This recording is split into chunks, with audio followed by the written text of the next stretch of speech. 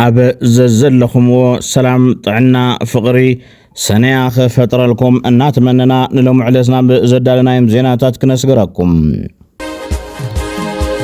حدا عبي تكال قفا كمزلو أمينوم حوحات أنفتك ألسا قيرام وانو مجلسون أوتيام أنصار حوحات زغنع سلام وسلفين على عصرت حدا كايد توسينوم أنصار أبي أحمد مقدام عطقات تمرقهم دكتور كيروس قعوش تقاومو قليصو أعطوص مبرهون حاتيتهم أبا إنجليزن ويلسن أستات 3,000 مويتهم كسمعوهم جصنعهم أرأست زيناتات نيروم حزد ما نبزرزر كنسقركم لايك بمقبار جمرو سناي مكتتال بيرو تصطا تقرأي بقوداي قفا مبرهيبهم نحنا زتوهابنا كوتاينا نبك عمبر أبا من إساي مسلاف أي ملكتنا نيلولهم سراويت مملا دعا سراويت مالنا لا منقص فرح مبرنا هنا صراحة يكون مس منقص كان مالت مس تعلتو مزوني منقص مس صداره نحنا مالو بيلوم زهاوناته نفلفل نبكى ناي سراويت مطاني وهابنا مالي ديما لنا الراجل زغنس تغينون نغنس نبر دعا سراويت كما يجيب المل زول قد اي منقص فرح يو من يمل ميلو زهبكم مالتي سراويت ممل مال زملكه مسلاف الملكة من يستسرحيو تاكسي تسمي ران زغور وزلو نحنا كنا نقز عن غور زلنا فلذي بعالمي ملسو منقست حتتو منقست تبلوو ايناي مالتيو ايناي منقست يو ملميلو زهبكم منقست تقراي بيراو كلاو منقست تقراي غزياو ممحدار له تن بريتوريا سمم غزياو محدار لن سلازي بدبرصيون ገብረ ሚካኤል ዝምራሕ ኣብ 40 ግዜ ዝተጣይሾ ማለትዩ وأنسنج زي ما حد رزق لحزبي لذي هي زي ما حد رزق له ولكن لو هي زي ما حد رزق لمنقستي نسو ما اللي بيلو زعربنا نقبل لمبر نحنا عم مسلاح وانا من المال من معينة تصافي بالله نحنا نصرح لنا هذا منقستي نتقبلنا نصرح لنا جرم بي سي أبا تقاي زقبر زلو قفا انت قالع شوعة ميت مناقصي كابا عبي عدي كم زتوصدو ما أسرتي 5 ديتات أبو قرم قفا 180 مناقصي أبا أحساء أبي سفر على كبابتات تقرأي دما بليت زكار زلقفا بأندبت أدتات كوتس غير لهم حوحات هلونا هزب تقرأي بقالسن قالسن طراحيو كرقاق الزخئل لهم حوحات هابزوصو مقلسي هزب تقرأي أبا كبير سبعاون صطاون قلولاو يركبو الله كبير قليس لهم تودب منقس إثيوبيا بلعل هزب تقرأي زفتمو زلو قفعي كم زغطسلا فلاي تمزابلتي اقدان كبابان أب هوت هزبي عبي صلوا كم زحدر أملاخيتهم تمقلسي من آسيات تقرأي بحساب سدت ويون بخالي أقول تصفاتات كو عدم نغير حقوق صوي لهم هلونا نمثل هزب تقرأي بحوار بمقراس راح كرقاقس كم زغيل هاسمير لهم كم زون زلاقي فتح بقالسين حدنة كم زركب بمقلات من أسيات أبتقالسين خصاتفو صويهم بفلاي دما بسلام من الزتن كن فتحو يقبع زبل ترقاقا مصاوعيتو قيرو حزد ما بقالسن قالسن طرحيو كرقاقا زغيل زبل أنفت قالسو كم زغير زر أخوينو ترخيب اللهم كنا ندد بيت ميديا هايلا رفاينا معراب تقراي اب ايدم حرازلو بدليت فانو زيكونس بدليت بلصقنا يلوم معراب تقراي مليسو كالي مليسو سلامي عشان مسويانا يلو عرق ندحردليو اوكي يتعرق قنت امزولي مسلكم مسويانا انت تعرقو ام حرارو اسغل عليو تزكون ترى رئي مساتهم زقمقمو وبرق سترقمو قن ويانا بلصقنا معراب تقراي بمملاس سمين معراب بمملاس انت تعريقهم ام حرارو اسغق نعيزبل نحنا كنحاسبو بزي نخل منقد زحاسبو اللي تكعلو نمنتاي مسيلكم ويانا مريتهم ترخيبو مسام حراز تصالقو يبلن نام معراب تقراي يبل ناب كالي يبل معراب تقراي بعلن تخوينو سمين معراب بعلن تخوينو مريتو بعلن تخوينو مسام حراز تصال يبل تاي زخون نايم حرا وحسبو تاي زخون صوم دو فطيرو ام حراون انا معراب كوس دلكا اخالي كوس دلكا ازبل زربا ندحر زيبلو صوم دو فطيرو يزغي تناأس سلاماو زخونه بوتا لو وزي ዝኾነ ነገር እንተኮይንስ መፅዩ ምክሪ ሓሳብ ዝወስደሉ ማለት እዩ እዚኣ ክኾኑ እዮም ክልቲኦም ተተስማዕሙ እዮም እንታይ ደኣ ንግበር ምዕራብ ትግራይ ሒዝና እያ ከፍ እንተኢልና ወያነ ነምሓራ እንተፃሊአ ዋላ እንተይተመለሰት ዋላ ንላዕለዋይ ኣመራርሓ ፋኖ ኣዘራሪበ እየ ዝበለ ሃይለ ኣረፋይነ መሪሕነት ፋኖ ምዕራብ ትግራይ ናይ ትግራይ ክምለስ ድሌት ከም ዘለዎ እዩ ኣረጋጊፅለ ኢሉ ኦኬ ኢሎም እዮም ፋኖ ሕዚ ምዕራብ ትግራይ ክምለስ ኣለዎ ኢሎም እዮም ቃል ብቃል የዛረብ ዘለኹ ኣነ ባዕለይ ሓደ ዓብዪ ኣመራርሓ ናይ ፋኖ ኣዛሪበ እየ ሕዚ ፋኖ ከምዚ ትብል ዘለካ ከምዚ ከይኣቶም ገለ ዝብል ሰብ ክህሉ ወይ ነቲ መሬትና ከምኡ እንተኢሎም ጋዶ እዩ ቃል ብቃል ግን ኣነ ዛሪበ እየ እንታይ ሓሳብኩም ኢለ እዩ ንእኛ እኮ ክሌምም ካለን ክሌም የምናደርገው ቦታም ካለ እንደርስበታለን አሁን ወያኔና ፋኖ አንድ ላይ ሆነው ቲዲኤፍ እና ፋኖ አንድ ላይ ሆነው የጋራ ጠላት መደምሰስ የአማራ ህዝብና የትግራይ ህዝብ ሊኖር አይችልም ይሄ ጠላት እስካለ ድረስ ዛኃይል እዚ ኣብ ገጸ ምድሪ ኣብ ኢትዮጵያ ስልጣን ሒዙ እስካዕ ዝሃለወ ናይ አምሓራን ናይ ትግራይን ህዝብ ከሎ ይኽእል ናይ ኤርትራ ህዝብ እውን ከሎ ይኽእል ናይ ሱዳን ህዝብ እውን ከሎ ይኽእል ትሪእዎ ደለኹም ንእሽትለን ፋታ ብዝረኸበላ ቁፅሪ ኢትዮጵያውያን ኮይኦም ተዘርገፉ ኣብ ኩምሩክ ዝወደቁ أو زود قصب كنت سب كي مسلكم بايزوي زينا هنا سلو زخونو دما قتيلو منا قصيلو منا سلو زخونو تحرنت استعي سلو زلو سمعي سلو زلو انت زي كوينو سبيو رقيفو بك أقرأنيا سراويتنا أبا مكانا يزد زيتا مسرطيو نويانا زمكت عاقم يبولون زبل السنة بلتقنا كم سقم قموون اقليسهم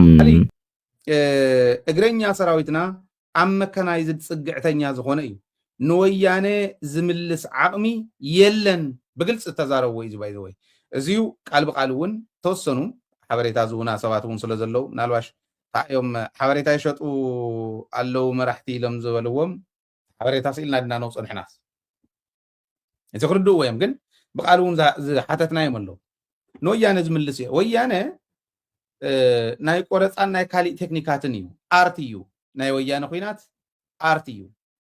أذن تعرت نسو كمل البقعات زلوا سراويت يبلنان عم كان عايزت تسقعتني أزخون سراويت يزلنا يزلوا ما كان عايزت تسقعتني أنت قوي نقعة ناي أوبريشنات قدام بحز ناي إثيوبيا حزز إني هو فتنا بما كان عايزت كتفوت حط إليك وانا انتهي مصيلكم عرفت أزيو وتدراوي أناليست مخانة يدليون قليلي إثيوبيا حزلات اللي فتنا ميكانايزد بمبزح ወይ ኣብ መካናይዝድ ኢንቨስት በመግባር ከተፈታح ተቀለይከን ኣብ ማእከል ኮሚሽን ኢትዮጵያ ንትግራይ ዝወክሉ ኣካላት ብናማን ካብ ትግራይ ዝተወከሉ ይኮኑን ዝበለ ሃይለም ይተረፍ ካልኦት ክልላት ኢትዮጵያውን ሃገርና ኢለን ዝሳተፋሉ ሞራል የብለንን ይብል ካፍቶም 4000 ዝተዋሃሉ እዚ ብርግጽ ናይ 4000 ካብ ረቡዕ ዝጅምር تستأكد أجنداس سمو قبلنا هجراو أجندا خنفتر نديزون أو إثيوبيا هجراو أجندا خفتر يغلن يترف جن تجري زحزة نقالوت بهرات زحزون خفتر يغلن خلات إثيوبيا زنبرة سوشيال فابريك أتزنبرة محبرة صباوي ركب ندابت أسد تخيد زل عدنبر كراغبا زغل نجر في الصوميلن يترف جن تجري تنقالوت بهراتون عرسن كيلن تطعو نخبلا زقددن كناتات يفتر له إثيوبيا زي عندي أتا إثيوبيا حكي كم زي أزولت إثيوبيا مخوانا عالم انت زي فليت كايا ولا بعين عند رأيتهم إلى خزارة والكاي تخلين دبلوماسي كود كو يدلين لزكو قبرو يدلين أجندا فتيرون بعلم هاجرات مستم روحهم كرجا قصلن زخولون هاجرات زخولون هاجرات كباسو يدلين تايدي وهم كتفلت أقول لك سعير كاختوص كتقلل قلصم كتوريل كتقلل لك تزلو خناتات كتفلط ودغاغيم كتفلط كتقلل لك كتودب كتصنع خطنكر كتقلل لك كتسعر لك زي كم زينا لو بيرو غدات كومونيكيشن تግራይ ድማ ብዙ ጉዳይ ዕላው መግለጽ ይብሎም ቢሮ ጉዳያት ኮሙኒኬሽን ትግራይ ካብ መፈለምቱ ኣብ ዝተገለለትሉ ተቐባልነት ዘይብሉን መድረኽ ምክክር ኣይተሳተፍን ክብል ኣፍሊጦም እቲ ቢሮ ድሕሪ ስምምዕ ፕሪቶሪያ ኣብ ትግራይ ዝነበረ ትጽቢት ካብ መምላስ ግዛኣታዊ ሓድነት موضع وررتي مملاس تمزابلتن داغم هنصاتن بمولو كم زي تفصم غليصوم بتوسخي ኣብ ሓምለ 8 ዝጅምር ተባሂሉ ዝተገለጸ መድረኽ ምክክር ትግራይ ብውክልና ትሳተፈሉ መድረኽ ከም ዘይኮነ ኣመላኺቱሎም እቲ ቢሮ ኣብቲ መድረኽ ዝሳተፉ ውልቀ ሰባት እንተሃልዮም እውን ንህዝብን መንግስትን ትግራይ ዝውክሉ ኣካላት ከም ዘይኮኑ ኣብ መግለጺኡ ኣረዲኦም ኣብ ኣዲስ ኣበባ ተጋሩን ፈተውት ተጋሩን ሕወሓት ንምውጋዝ ተብልዕል ህዝቢ ትግራይ ዝካየድ ዘሎ በደል ዝበልዎ ንምኹናንን ሰላማዊ ሰልፊ ክገብሩ ምዃኖም ገሊጾም ቤት ምኽሪ ሰላምን ለውጥን ትግራይ ን11 ሓምለ 2018 ዓ.ም ንጎሆም ኣብ ከተማ ኣዲስ ኣበባ ዝካየድ ሰላማዊ ሰልፊ ጸዊዑ እዚ ሰላማዊ ሰልፊ ኣንጻር ግፋ መናእሰይን ዘይሕጋዊ ኣዋጅ ሞትን ኢሉ ጸውዖም ከምኡውን ንጉጅለ ሕወሓት ንምኹናንን ዝዓለመ ምዃኑ ኣፍሊጦም እቲ ቤት ምኽሪ ሕወሓት ኣብ ትግራይ ዘካይዶ ዘሎ በደል ማሕበረሰብ ዓለም ብቐረባ ክዕዘቦን ዘላቕ ፍታሕ ክመጽእን ዘለዎ ቆላሕታ ንምስሓብ ዝተዳለወ ምዃኑ ኣመላኺቶም ብተወሳኺ ኩሉ ተወላዲ ትግራይ ኣብ ጎኒ መንእሰይን ኣዴታትን ትግራይ ደው ምባል ድምፂ ህዝቡ ንምስማዕ ኣብቲ ሰላማዊ ሰልፊ ክሳተፍ ጻውዒት ኣቕሪቦም እዚ ጉዳይ እዚ ብዙሕ መካትዒ ርእሰ ጉዳይ ኮይኑ ይርከብ ቢሮ ትምህርቲ ትግራይ ኣብ ልዕሊ ወሃባ ሃገራዊ ፈተና መበል 12 ክፍሊ ዘለዎ ተቃውሞ ገሊጹ ህፁፅ መብርሆ እውን ሓቲቱ ኣሎ ቢሮ ትምህርቲ ክልል ትግራይ ኣብ ወሃባ ናይ 2018 ዓ.ም መበል 12 ክፍሊ ሃገራዊ ፈተና ብወገን መንግስቲ ፌደራል ዝረኣዩ ዘለዉ ዘይግልጽነትን ተለዋዋጥነትን ብምኹናን ንሚኒስትሪ ትምህርቲ ፌደራል ህፁፅ መብርሆ ክሓትት ዕላው ደብዳቤ ኣትዩሎም ተማሃሮ ትግራይ ነታ ሃገራዊ ፈተና ንምውሳድ ኣብ ዝዳለወሉ ዘሎ ውሳነ እዋን ብወገን ፌደራል ዝመሓላለፉ ዘለዉ ውሳነታት እቲ ፈተና ብኦንላይን ወይስ ብወረቐት ይወሃቡ ከምኡውን ብተኸታታሊ ዝግበሩ ዘለዉ ናይ ግዜን ኣገባብን ምቅያራት ጽንዓት ዝጎደለውን ግልጽነት ዘይብለውን ምዃኖም እቲ ቢሮ ብትሪ ነቒፉሎም እቲ ቢሮ ምስ ካቢኔ መንግስቲ ትግራይ ብምዃን ኣብ ዝሃቦ መግለጺ እዚ ብቐጻሊ ዝቀየር ዘሎ ኣሰራርሓታት ፌደራል ተራ ምምሕዳራዊ ጌጋታት ጥራሕ ከም ዘይኮነ ኣስሚሩሎም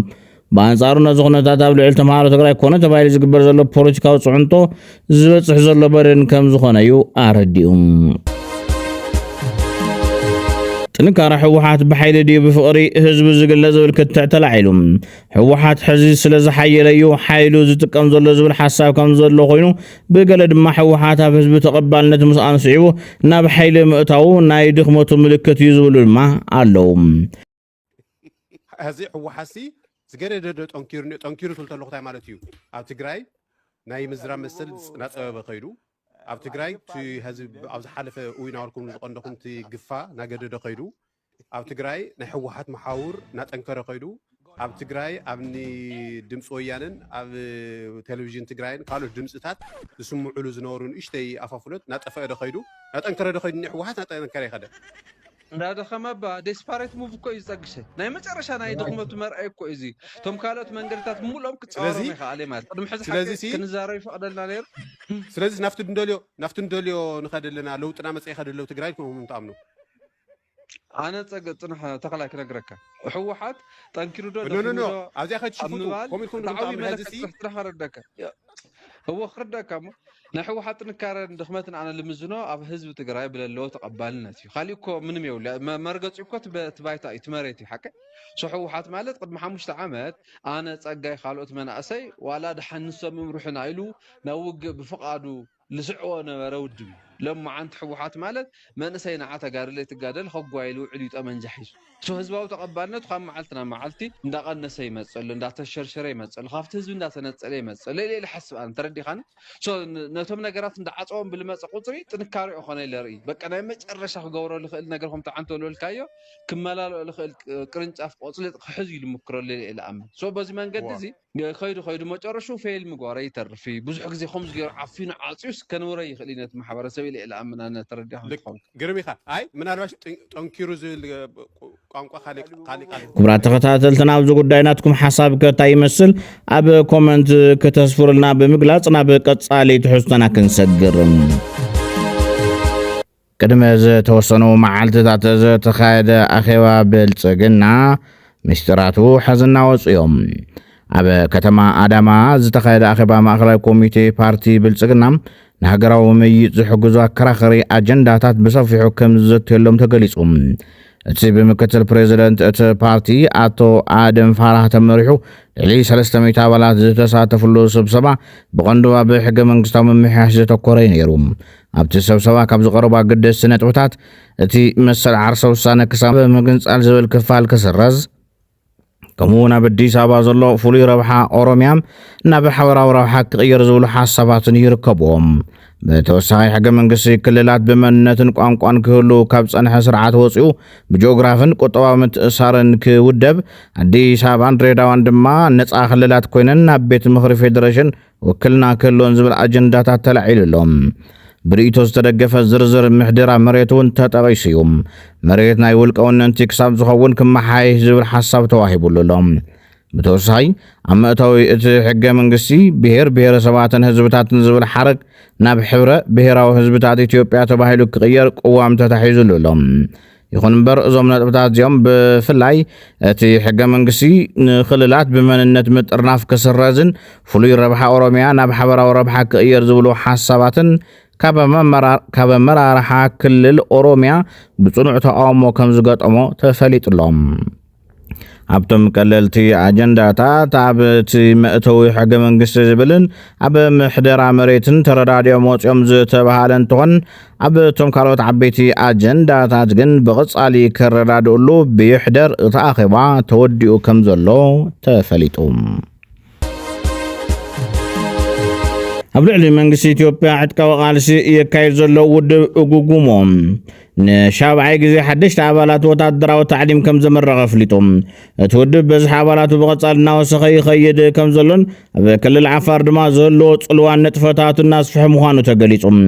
እዚ ምረቓ ድማ እቲ ውድብ ወታደራዊ ዓቕሙ ንምጥንኻር ኣብ ምንቅስቓሳቱ ዝያዳ ተሳትፎ ንምሕያል ዝገብሮ ጻዕሪ ዘርኢ ምዃኑ ተሓቢሩሎም። ጎጎሞ ብፍላይ ድማ ሙሉእ በሙሉእ ብመንግስቲ ኤርትራ ዝሕገዝ ዕጦ ምዃኑ ድማ ይፍለጥ።